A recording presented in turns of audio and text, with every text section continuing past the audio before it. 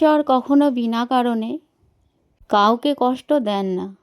জীবনের প্রতিটি পরীক্ষাও, প্রতিটি কঠিন সময়ের পেছনে কোনো না কোনো মহৎ উদ্দেশ্য লুকিয়ে থাকে।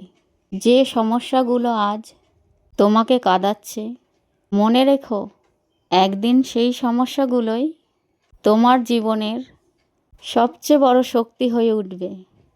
তাই ধৈর্য ধরো, ভালো কাজ করে যাও এবং ঈশ্বরের উপর বিশ্বাস কখনো হারিও না।